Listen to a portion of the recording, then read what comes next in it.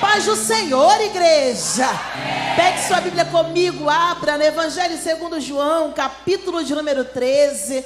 Enquanto a igreja vai chegando lá, permita-me ressaltar a alegria de regressar a mais esta oportunidade, saudando os nossos queridos pastores, pastor Nilton dos Santos, pastora Luísa Regina, pastor Lerdiel, pastora Júlia. Eu estou aqui cumprimentando a toda a igreja para a glória de Deus. Enquanto você vai chegando no Evangelho segundo João, vos trago um abraço carioca de toda a igreja lá em Queimados, nossos pastores. Louvado seja Deus por estarmos juntos e servindo ao Senhor.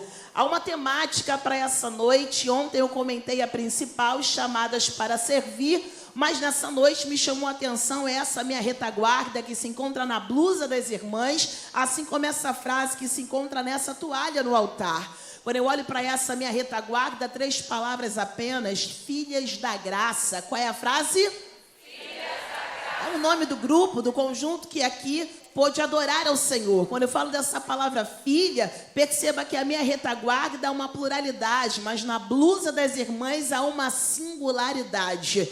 É preciso entender sobre os dois viés. Quando eu falo de coletividade, é para você entender que ninguém é filho sozinho. Tu para de pensar que é filho único, porque esse pai é filho, é pai de todos nós. Todos nós somos filhos do mesmo pai. E essa é a visão da pluralidade. Mas na blusa das irmãs é singularidade. Quando eu falo de singularidade, uma das definições mais lindas que eu já vi de filho ou de filha é aquele ou aquela que tem consciência do pai que tem. E aí não adianta dizer que é filho se não conhece o pai. Alguém porventura pode não ter conhecido o seu pai biológico, e aí é difícil exercer uma filiação com a ausência dessa consciência. Mas nessa noite Deus te traz aqui para lhe dizer: ainda que na terra uma paternidade falhe, no céu a paternidade celestial ela não falhará. E aí quando eu falo da próxima palavra, minha retaguarda, filhas da, eu gosto dessa contração, preposição mais artigo definido. É preposição de mais artigo definido a. Poderia ser um artigo indefinido, filhas de uma graça. Mas quando eu falo desse artigo, eu costumo dizer que a mulherada sabe a diferença do artigo definido para o indefinido com excelência. Quando você vai comprar uma bolsa, você não quer comprar uma bolsa, você quer comprar a bolsa. É outro patamar. Eu não vim falar que você é filha de qualquer graça. Filhas da graça. É o céu dizendo, é personalizado, é específico e especial. Quando eu falo de graça, é favor imerecido. Uma outra forma de definição é benefício dado a alguém baseado num relacionamento de amizade. É o céu dizendo, antes de você me amar, eu já decidi, eu vou te amar primeiro. Não há nada que você faça para que ele te ame mais, nem deixe de fazer para que ele te ame menos. Ele te ama e está acabado. Tu é filho, tu é filha da graça. Mas aí lá vem essa frase na toalha, e a gente lê o texto para você sentar. João capítulo 13, vá deixa olhando aí a sua Bíblia. E aí quando eu olho para essa frase, 3 palavras: ela é serva. Olha a primeira palavra, que é o nome do projeto, é um pronome pessoal do caso reto, terceira pessoa do singular, é de quem se fala. A reflexão aqui é: o que andam falando a teu respeito? Quando eu falo sobre ela, o testemunho da frase é esse. Não é ela foi, é ela é. Você anda muito preocupado com o que você foi, mas o convite dessa noite é simplesmente zelar por quem você decidiu ser hoje. Ela é. Ah, mas você sabia da história dela do passado? Eu não te perguntei nada. O que eu sei é que hoje ela é serva. E quando eu falo de serva, é quem entra na brecha. Quando eu falo de serva, é aquela que cerra fileiras pela causa do evangelho. Aonde há uma necessidade que o céu tenha dado a ela a habilidade, ela se apresenta. Os servos já chegaram aqui. Diga glória a Deus. Por isso João capítulo 13, versos número 13 e 14. Eu combinei com a mídia a probabilidade de colocar o versículo bíblico na tela. Não sei se vai ser possível. Se for, brota na tela com texto aí, no nome de Jesus. Diz assim a palavra do Senhor. Evangelho segundo João, capítulo número 13, versos de número 13 e 14. Quem encontrou, diga eu já achei. Então no 3 você lê. Enquanto a água vai brotar aqui de algum lugar, você manda aí no 3. 1, 2, 3, pode ler. Peraí, tu disse que achou, tu para de graça. Evangelho segundo João, capítulo 13, versos número 13 e 14. Se você achou, diga eu achei. Então tu trata de ler, já que tu achou. No 3 você lê, tá bom? 1, 2, 3, pode ler.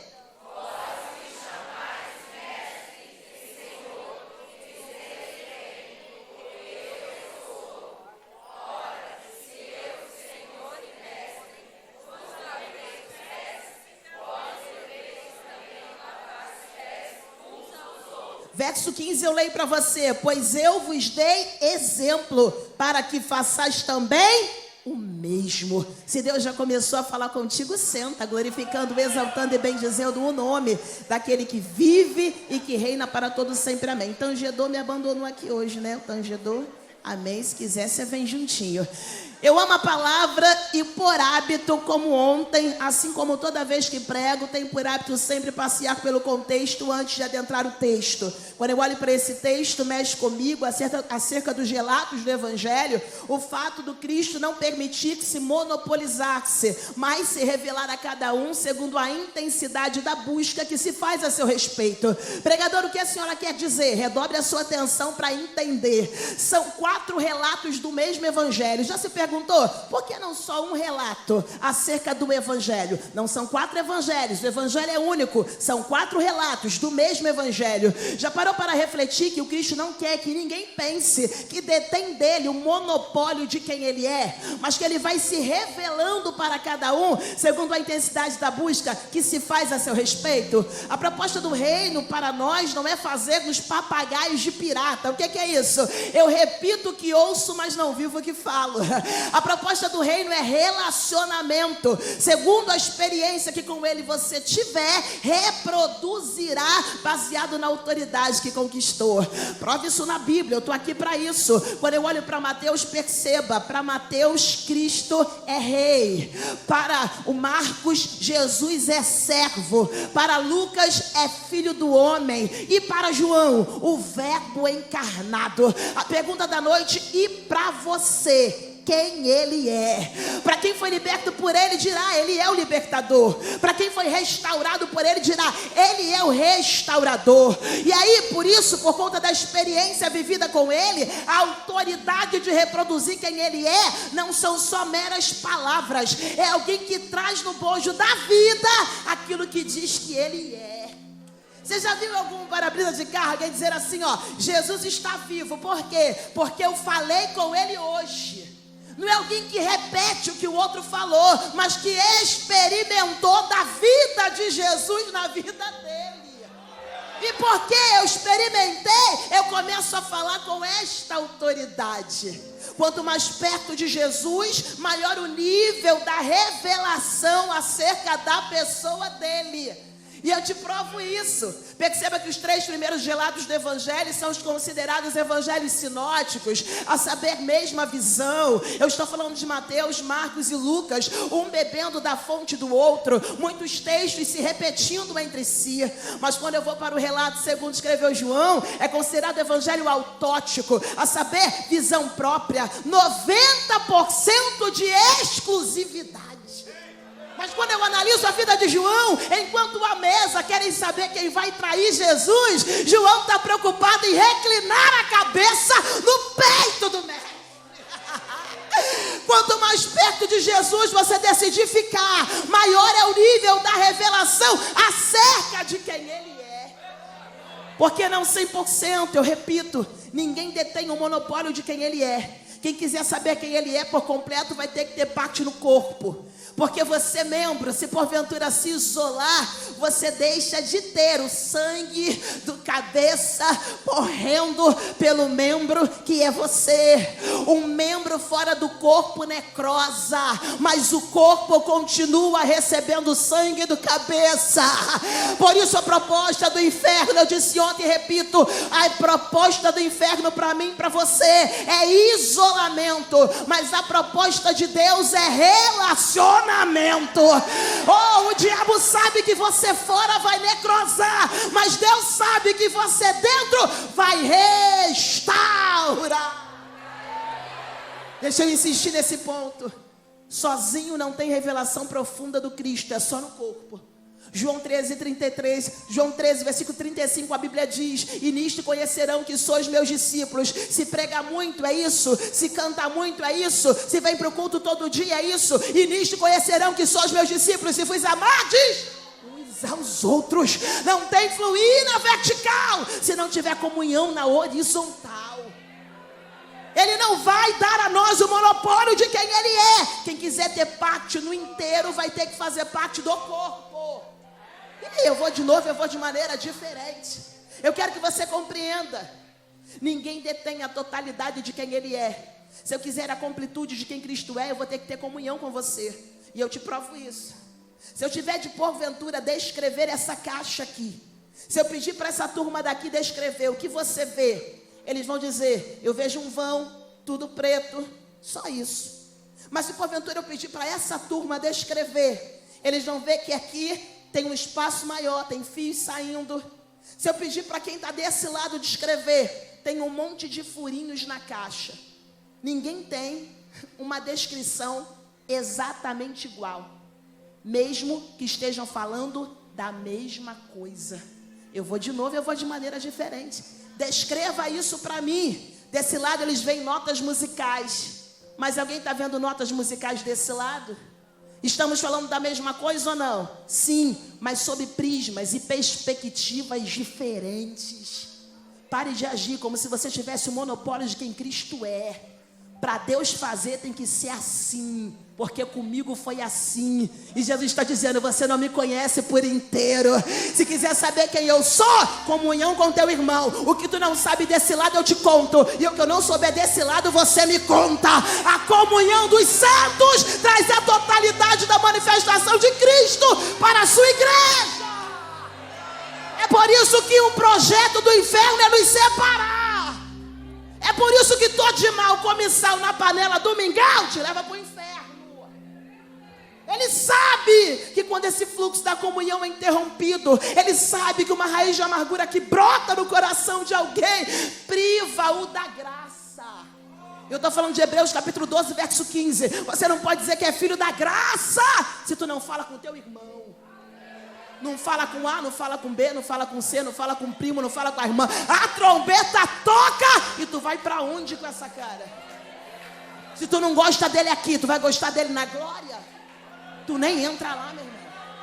É o céu tratando conosco e nos fazendo entender 4 relatos do mesmo evangelho. A porção é diferente porque ele dá a cada um segundo a estrutura que suporta.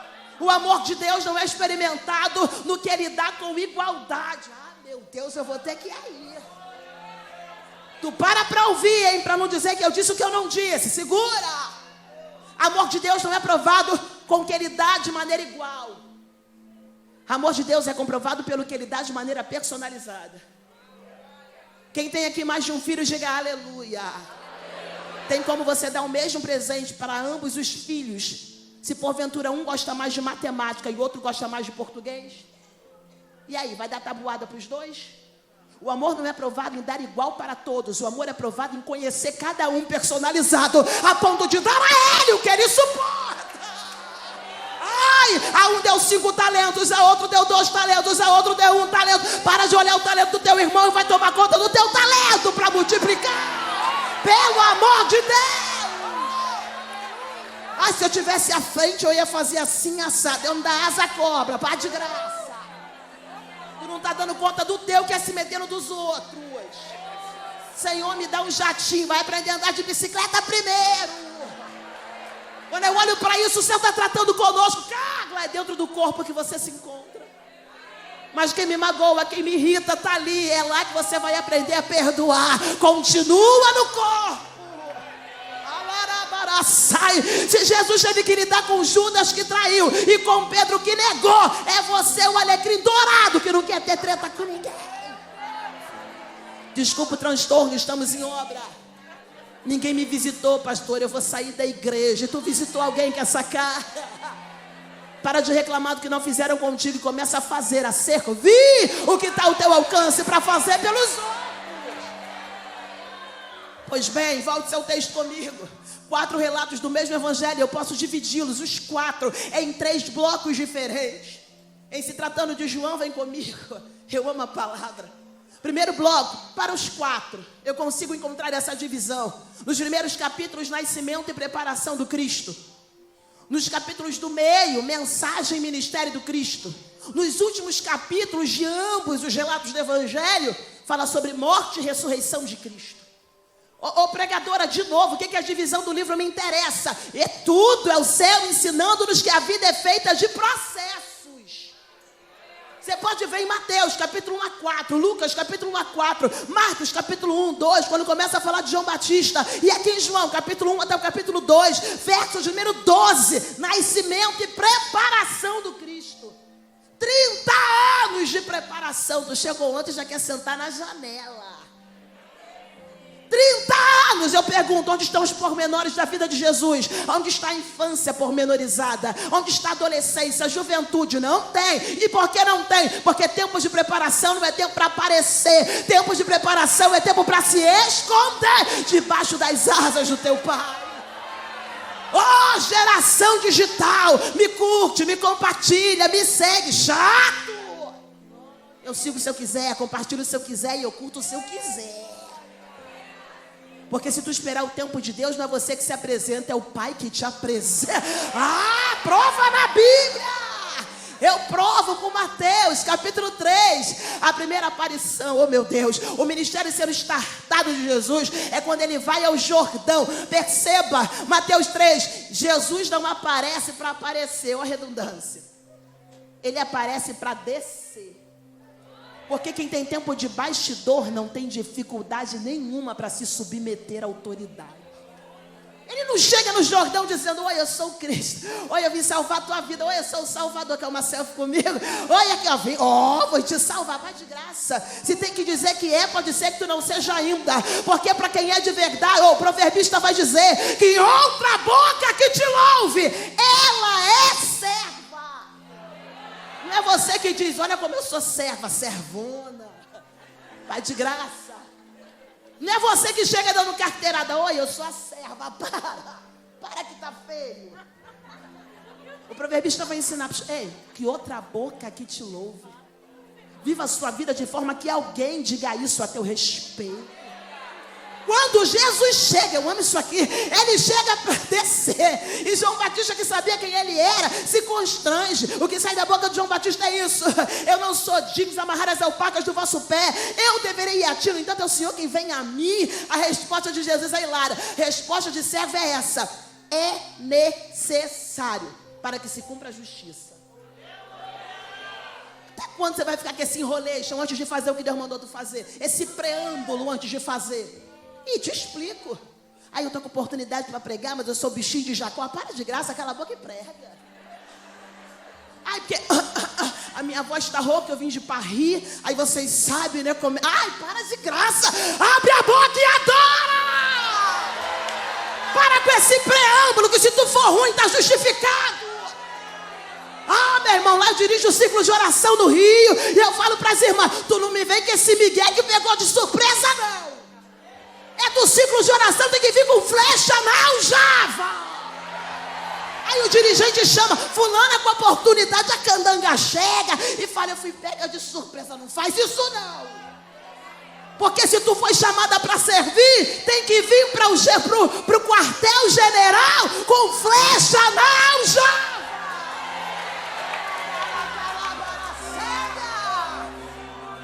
Ai, mas eu tenho fobia, nem que tu leia um texto e desça.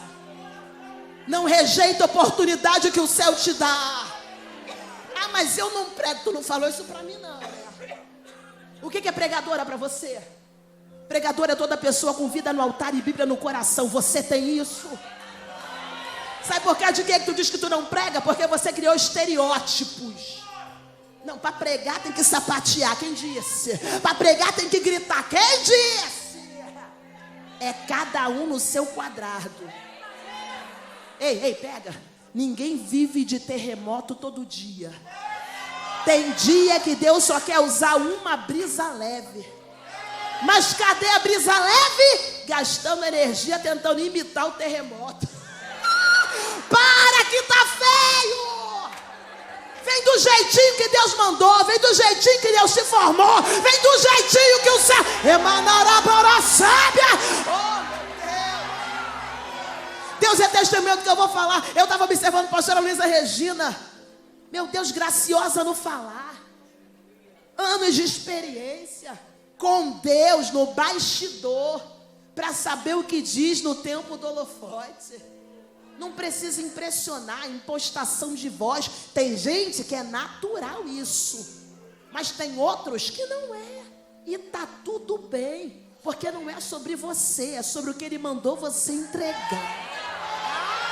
Ah, meu Deus! Aí você tá correndo que nem Jonas, só porque a mensagem, o jeito, não é como você gostaria. Para de ser refém da reciprocidade do público ouvinte. Você não está aqui por causa de homem, você está aqui por causa de Deus. Quando eu olho para isso, eu amo a palavra, eu amo a palavra. Jesus chega e Ele não dá muita explicação. É necessário. João Batista, que não é bobo, batiza. É Jesus descer e a voz do alto apresentar. Tu lembra? Este é, para. Aqui ó, repara o pronome demonstrativo. Em Mateus 3,17, a Bíblia não diz assim ó, você é, porque Jesus já sabia quem Ele era. A Bíblia diz assim ó, este é. Ele está apresentando para quem ainda não sabe. É meu filho amado, é meu filho amado, é meu filho amado. Você está tão preocupado com o que um homem vai pensar, com o que os outros vão pensar, que tu acaba negligenciando o que o céu já falou a teu respeito. Aqui ó, pega. O que um candango na terra te fala te deforma, mas o que o céu fala sobre você não te transforma. O que uma pessoa humana fala sobre você na terra, tu deprime. Lá vai desempregado, eu vou morrer. Lá vai a mãe solteira, eu tô guadinha. Mas quando Jesus fala, lá vai minha filha amada, lá vai meu escolhido, eu quero saber por que a voz humana te deforma e a voz de Deus não te transforma. Você está ouvindo a voz errada. Quem foi que te chamou? Quem foi que te chamou? Quem foi que te chamou? Tu está pirando o cabeção com como Deus vai fazer. Teu problema não é problema de como, teu problema é problema de quem. Porque se tu soubesse quem Ele é, não se preocuparia com como Ele vai fazer, porque já pegou o que Ele disse. E foi de novo de maneira diferente. Tu não tem problema de como, tu tem problema de quem. Porque quando eu sei quem Ele é, eu acredito no que Ele fala, obedeço o que Ele manda e não me preocupo com como Ele vai fazer. Quem tem o quem, não pira o cabeção com como, porque já pegou o que. Ah, meu Deus, o que Deus falou sobre você? O problema é que você anda distraído com a voz da multidão. Se nesse altar, eu quero fazer uma ilustração. Se nesse altar eu vou representar Deus, vou chamar meu marido para pagar o mico comigo para representar a igreja. Lá em casa geral eu pago o mico que precisar para tu entender a palavra. Se eu represento Deus e fui eu que chamei a Ele que está representando a igreja, a pergunta cabal é essa: por causa de que Ele está olhando para a multidão? É assim que você anda vivendo a tua vida. Foi Deus que te chamou, mas você está com o olhar virado para a multidão. E eu te digo assim, a multidão vai tentar governar a sua vida. Com moda, com programação, com palavras de baixo calão. Enquanto o seu olhar estiver para a multidão, é ela que te governa. Me ajude a pregar com a mão, manda ele para lá. Aqui ó, me ajuda aqui, ó. Aqui ó. É assim que você fica, igual o bobo da corte, quando você não olha para quem te chamou. Sébia. E aí ela quer saber qual é a moda do momento, para a cor do cabelo, qual é a moda do momento, para quem eu vou namorar, qual é a moda do momento, qual é a faculdade que eu vou fazer. Aí você, meu Deus, eu não acredito que você anda escolhendo faculdade por necessidade, quando deveria ser guiado por propósito. Experimenta olhar para quem te chamou. O mundo dita moda. Não, para namorar tem que ser Barbie. Vai nessa. Tudo que está em cima um dia cai, mas caráter permanece para sempre. Vai viver de aparência ou vai se relacionar pela essência? Quando você decide olhar para quem te chamou, eu quero ver se a multidão vai ter poder sobre você. Tenta agora, tenta. Tenta agora. Perdeu a vontade. A multidão perde a vontade quando vê que os teus olhares estão voltados para Deus. Aonde a mão de Deus vai, é para onde você tem que ir. Se a mão dele vai à frente, você vai. Se ela volta, você volta. Se ela para, você para. Olhando para Jesus. Ele é o autor e consumador. Você está olhando para onde? O autor aos Hebreus vai dizer no seu capítulo 12, verso 2, olhando. Olha essa conjugação verbal, uma forma nominal do verbo chamada gerúndio. Ela dá a ideia de continuidade. É como alguém que diz: eu olhei ontem, estou olhando hoje, e não me interessa o que aconteça amanhã, eu já decidi, eu vou continuar olhando para Ele. Aí o texto diz assim, se puder põe na tela Hebreus 12, 2, olhando para Jesus. Bora aprender com Ele. Ele é autor e consumador da fé. Ele é emissor e receptor. Ele dá e Ele recebe. Que autoridade é essa? Deixa eu ver como é que Ele faz, para que eu faça também como imitadora de Jesus. O texto Hebreus 12, 2 diz: aquele pelo qual, pelo gozo estava proposto. Hebreus 12, 2, olhando para Jesus, autor e consumador da fé, o qual, pelo gozo que lhe estava proposto. O que Ele fez? Ele simplesmente suportou a cruz, desprezando a afronta, e assentou-se à destra do trono de Deus. Vou de trás para frente para tu entender. Tu quer se assentar, mas não despreza.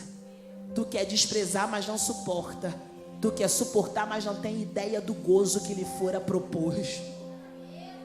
Jesus está dizendo: Carla, enquanto você não tiver consciência do gozo que lhe fora proposto, tu não vai suportar a cruz, porque qualquer afronta te tira da graça. Quer te irritar? Me corrija se eu estiver errado. O diabo já sabe quem usa para te irritar, sim ou não? O que a pessoa tem que falar, sim ou não? E o que a pessoa tem que fazer, sim ou não? E na maioria das vezes é a mesma pessoa, sim ou não? Indignação está crescendo. Então por causa de que tu sempre cai? Tu já sabe qual é a pessoa, já sabe o que ela vai fazer, já sabe o que ela vai falar, mas continua mordendo a isca de Satanás. Por quê? Aí Jesus está dizendo: Carla, quem tem consciência do gozo que lhe fora proposto, suporta a cruz. Senhor, como é que eu posso suportar a minha cruz? Carla, despreza a afronta. Vão tentar te tirar da graça, mantenha a postura. Qualquer coisa te tira da graça. Passou na rua, deu a paz do Senhor para a irmã virou a cara. Ela já vai para o Facebook, para o Instagram postar. Certas pessoas são...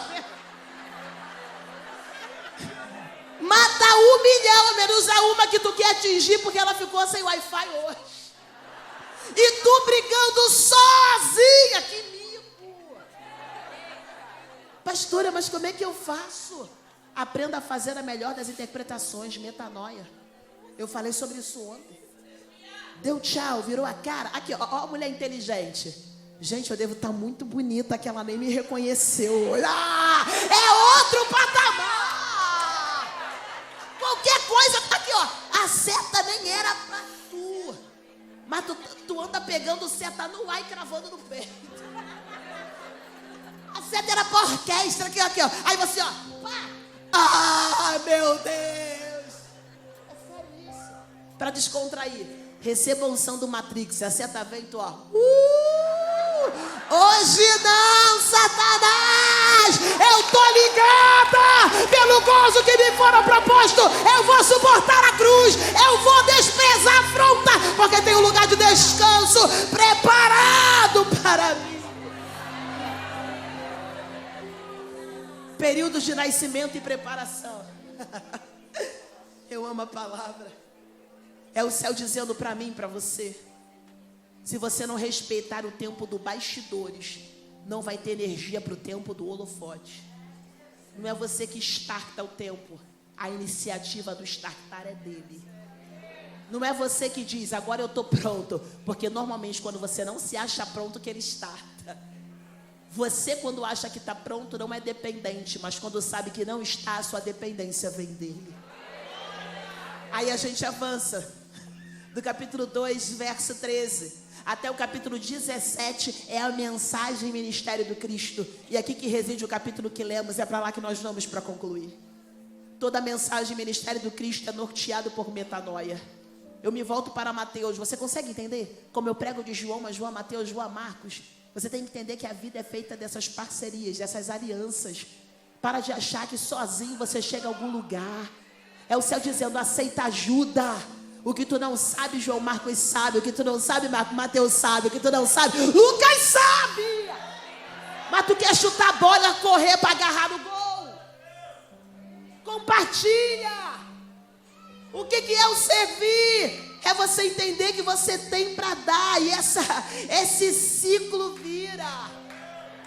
Para de entregar com base em interesse da terra. A lei da semeadura é coisa do céu. Pastora, mas eu ando fazendo pelos outros e ninguém faz por mim. Então sua motivação está errada. Aqui, ó, como é que a gente abençoa alguém? A gente fala assim, ó, eu quero te abençoar. É assim ou não é? Eu fui chamada para servir. Então eu vou te abençoar com um copo de água. O que eu falei? Que eu vou abençoar? Toma aqui, tá? Tá cedendo. O tempo passa, agora a sede é tua.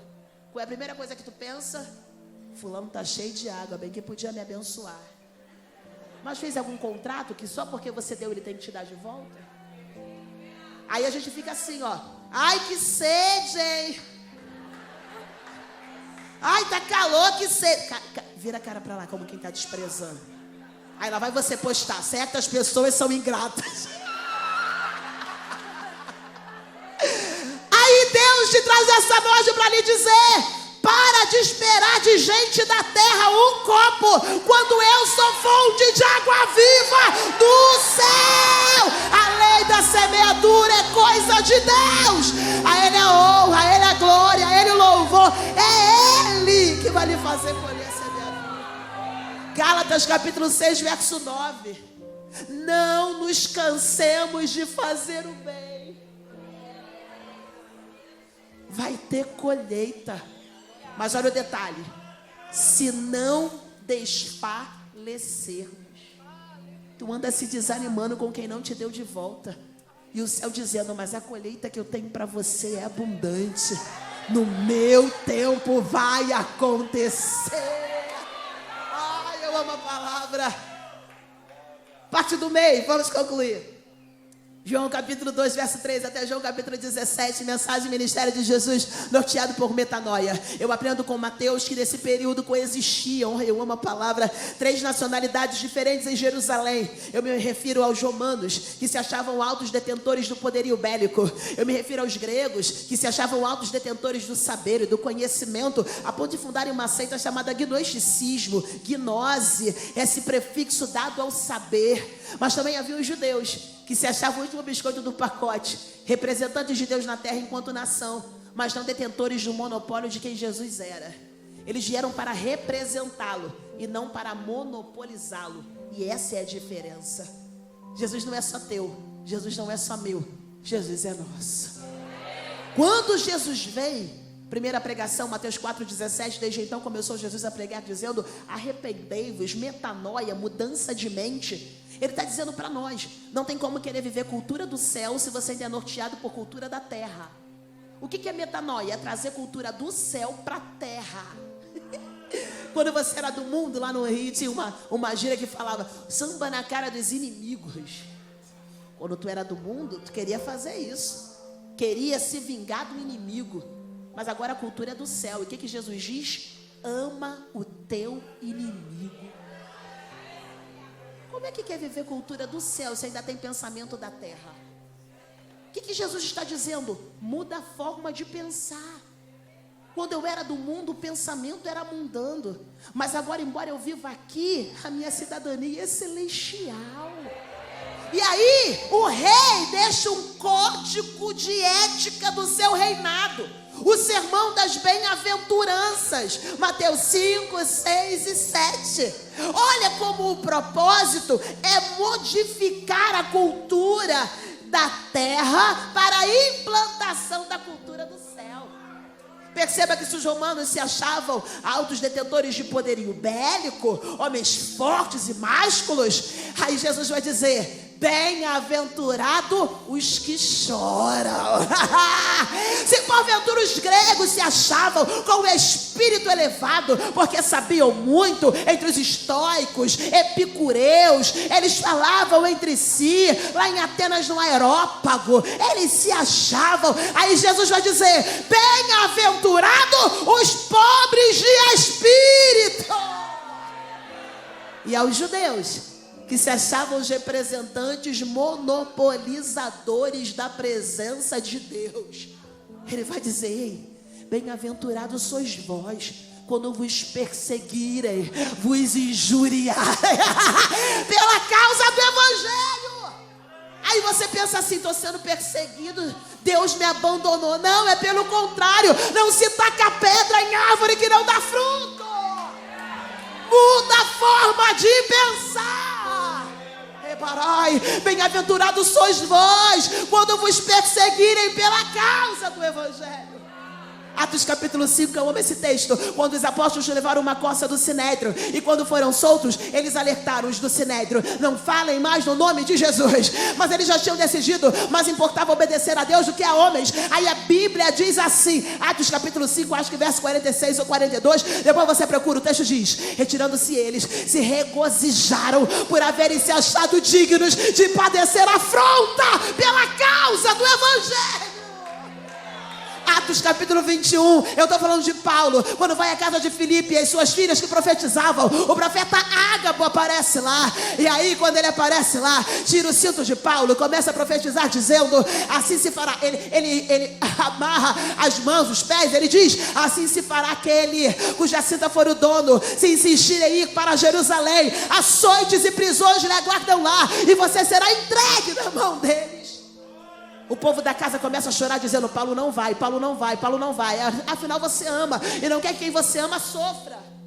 Mas o que Paulo responde mexe com a minha alma. Tem que ser frase de quem foi chamado para servir. Paulo vai dizer: porque chorais magoando o meu coração? Não sabeis que estou disposto não só a padecer, como também a morrer pela causa do evangelho.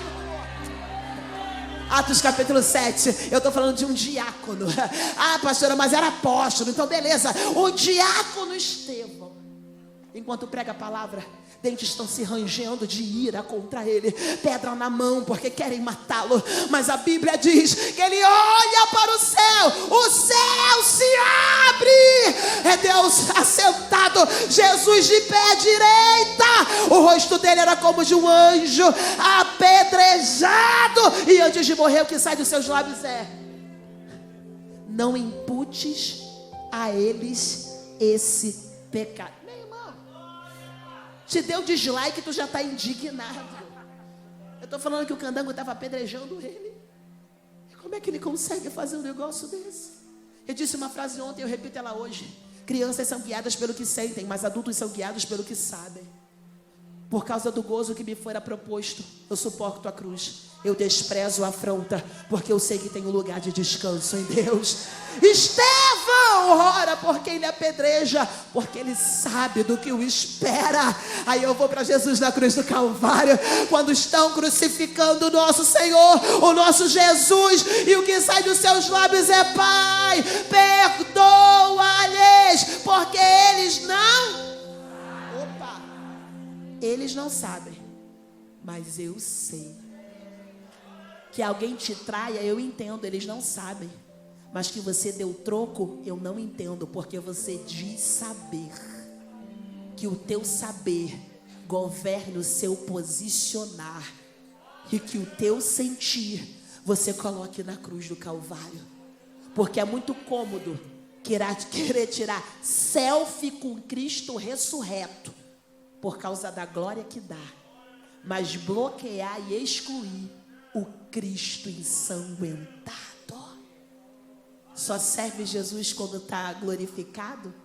Ou será que o maior aprendizado é quando ele está ensanguentado? Como se não bastasse, chegamos ao capítulo 13, aqui a gente começa a concluir. Pastora, quais são as marcas? Qual é o aprendizado? Bíblia aberta. Você, quem está com Bíblia aberta, diga: eu estou. Vou te dar a oportunidade de tornar o grito mais forte. Abre a Bíblia em João 13. Abre a sua Bíblia para você responder com verdade. Vamos lá? Quem está com Bíblia aberta em João capítulo 13, diga: eu estou. Coisa linda. Vem comigo. Minha versão é século 21. Almeida século 21. Olha o que diz. Verso número 1. Antes da festa da Páscoa, sabendo Jesus que havia chegado a sua hora. Marca de quem foi chamado para servir? Consciência da sua hora. Aqui, ó. Pedro não briga com Paulo, Paulo não briga com Pedro. Cada um sabe a sua hora. Você não tem que puxar a cadeira de ninguém para viver o que Deus tem. Jesus sabia a hora de pregar, de curar, mas também de se permitir crucificar. O céu nos convida a uma vida de renúncia. Verso de número 2, Bíblia aberta. A Bíblia diz que enquanto eles jantavam, o diabo já tinha posto no coração de Judas a proposta de trair Jesus. Provérbios 4:23, a Bíblia diz: sobre todas as coisas que você deve guardar, guarda o seu iPhone. Guarda o seu... Oh, meu Deus, já que eu fiz propaganda, vamos fazer para outro. Guarda o seu Samsung Ultra 2023. Não. Sobre todas as coisas que você deve guardar, guarda o teu coração, porque o diabo é especialista em plantar contenda entre os irmãos. Verso 3, vem comigo. A Bíblia diz: sabendo que o Pai lhe entregara tudo nas mãos, e que viera de Deus, e que para Deus estava voltando. Aqui, ó, entregar é com Deus, mas manter é com a gente. Não adianta receber de Deus a bênção se não souber cuidar da bênção que recebeu. Jesus está dizendo: o Pai me entregou tudo, e o que Ele me entregou, eu vou zelar por aquilo que eu recebi.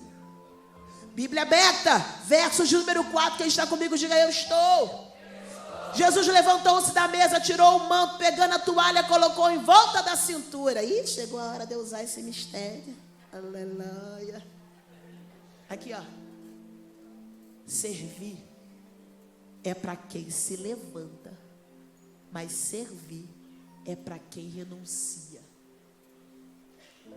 Não adianta se levantar se o que você for fazer não for relevante. Vou de novo e eu vou de maneira diferente. Imagina que alguém chama atenção para si, mas quando recebe a atenção, não sabe o que fazer. Valeu a pena ter atraído para si a atenção? Não. Quando Jesus se levanta, todos olham para Ele. E quando olham para Ele, é importante que vejam que Ele está retirando o seu manto, aquele que o caracterizava por onde quer que Ele passava. É como se Jesus estivesse dizendo para nós: Carlinha, descer não arranca de você a identidade que em ti o céu fez nascer. Alguém está dizendo: mas se eu descer, o que vão pensar? Eu vou te dar exemplo clássico, a gente vai botar isso em prática daqui a pouco. Daqui a pouquinho está chegando apelo. Para gente que está afastada de Jesus mesmo. Tu não tem igreja, tu não tem pastor, tu passeia no bosque, tu vive de paliativo. Vou lá hoje ver qual é. É sério isso? Aí o céu te convida para um comprometimento. Aí o céu te convida para um relacionamento. Aí a gente fica assim, ó: mas o que vão pensar de mim? Aí Jesus está dizendo para mim e para você: quando você decidir se levantar, você não pode estar preocupado com o que os outros vão pensar. Você tem que estar preocupado com o que o céu decidiu te entregar. Ele levanta, tira o manto, pega a toalha. Gente, o que é isso? Você já conhece o contexto histórico. O contexto histórico vai nos ensinar que, sendo as estradas de terra, as pessoas que por lá circulavam inevitavelmente sujavam os pés. Então, em algumas casas, tinha-se o serviço de alguém que estava ali, considerado por alguns da nomenclatura de escravo, de doulos, de servo. Quando chegava alguém com a bacia, esse negócio tá lindo demais, com a bacia, a toalha, ele lavava os pés antes de entrar na casa. E aí, muitos historiadores vão enfatizar que esse era o cargo mais baixo para se fazer. lavar a sujeira do pé dos outros. Aí Jesus nos ensina: não tem cargo mais baixo para quem entende a grandeza de quem lhe chamou de si. É como se ele dissesse: o que vocês consideram mais repugnante? O que vocês consideram mais baixo escalão? É isso que eu vou fazer para você entender que quem é grande não tem dificuldade de se fazer ainda pequeno para se tornar ainda maior. Isso é um dos paradoxos de Deus. Quem quer subir, aprenda a descer. Quem quer ganhar, aprenda a perder. Quem quer ser exaltado, suporte períodos de humilhação. E quem quer viver, vai ter que aprender a morrer. Já não vivo mais eu, mas Cristo vive em mim. A Bíblia diz, vem comigo para nós concluirmos, que ele se levanta da mesa, verso 4, tira o manto, pega uma toalha, coloca em volta da cintura, verso 5, e em seguida, coloca água em uma bacia, isso aqui, coloca água na bacia, começa a lavar o pé dos discípulos, e enxugá-los com a toalha que traz em volta da cintura. Significa dizer que quem é chamado para servir tem que ter consciência que vai ter trabalho. Vai ter o quê? Gente, para que isso? Culto assim, culto assado. Meu irmão, então não foi chamado para servir. Porque quem foi chamado para servir não tem medo de trabalho. E aí, irmão, não tem cargo, trabalho ruim para quem sabe a honra de ser chamado por Deus para servir. Caminha para o final comigo, quando o texto vai dizer no verso 6, aproximando-se de Simão Pedro, este lhe disse: Senhor, tu lavarás os meus pés? Aproximando-se. A iniciativa da aproximação é toda de Jesus, mas o constrangimento é daquele a quem ele quer servir. O texto prossegue, vocês estão comigo? Diga: eu estou. Só quem ama a Bíblia, levanta ela para o alto para eu ver. Só quem trouxe... Eita, coisa mais linda! É palavra! A Bíblia diz, no verso 7, Jesus respondeu: agora não compreendes o que eu faço, mas depois entenderá. Você tem que entender que nem sempre o que Deus lhe mandar fazer vai ter uma aceitação imediata. Quem está entendendo isso? Ai, pastor, eu fui botar a pessoa no lugar, a pessoa disse: eu não quero sentar aí não, vontade que eu tenho de dar uma banda nela. Ai, pastora, eu fui tentar ajudar, a fulana não deixou ajudar. Você já parou para pensar que nem sempre vai ter aceitação de quem você foi servir? Davi foi levar queijo para os capitães e comida para os irmãos. É recepcionado por Eliabe assim: ô presunçoso, o que você veio fazer na guerra? Se você foi imaturo, você larga tudo e vai embora. Mas deixa de matar um gigante que vai mudar a sua história. Mas se tiver maturidade, vai entender. O que Eliabe não quer, Saul pode querer. Só não abra mão de viver um novo tempo da parte de Deus. Lucas capítulo 4, Jesus está em Nazaré, vai à sinagoga, lê o texto de Isaías 61. Enquanto ele começa a leitura, todos estão ali vislumbrando a autoridade com a qual ele falava. Até que ele começa a tocar na ferida. Porventura não tinha leproso aqui, de forma que só Naamã, o Ciro, fosse curado? Porventura não tinha viúva aqui, de forma que só de Sarepta tenha sido visitada? Eles começam a ficar indignados, porque a marca é ele dizer que ali tinha incredulidade. Então vamos lá, os mesmos que te admiravam pregando, quando você toca na ferida, que vão dizer: grita muito. Os mesmos que, enquanto falam o que você quer ouvir, te aplaudem, mas quando você toca na ferida, vão dizer: nem era tudo isso. Se você for refém da reciprocidade do público ouvinte, vai comprometer o que a fonte te entregou para entregar. Por isso, quando Jesus está engrossando o caldo, as pessoas ficam tão iradas que querem precipitá-lo do monte. Quem lembra o que Jesus fez? Postou no Facebook: certas pessoas de Nazaré são ingratas. O que Jesus fez? Simplesmente se ausentou deles. Dá para ver algo na rede social e passar batido sem ter que ir lá discutir. Cresce que tu já passou dessa fase. Você não defende Jesus fazendo vergonha em rede social. Você defende Jesus vivendo a sua palavra. Jesus se ausenta, vai para Cafarnaum. A Bíblia diz que a fama dele chega lá e ele cura e salva muita gente naquele lugar. Você já parou para pensar que aonde te rejeitam, tem um lugar aonde te aceitam? Para de reclamar das portas que se fecharam e começa a celebrar as portas que Deus está abrindo para você. A Bíblia diz, e eu preciso concluir. Verso 8, respondeu-lhe Pedro: nunca lavarás os meus pés. Olha a resistência. Mas aí Jesus vai responder no verso 8: se eu não te lavar, não terás parte comigo. Pega isso, não perde, tá? Vai ter momento que vai ser preciso confronto. Não dê consolo a quem precisa de confronto. É como colocar flores no caminho para o inferno. Eu tô pecando. Mas Deus entende, né, amiga? Tu não me ousa responder que Deus entende não, hein? Vai tomar um couro você e ela. Aqui, ó. Quem concorda com o teu pecado não acredita na tua chamada. Prefira amizades que te confrontem para a vida do que aquelas que massageiam o teu ego para a morte. Prefira a gente que te chama para mudança e não para comodidade. Jesus disse a Pedro: se não lavar, não tem parte comigo.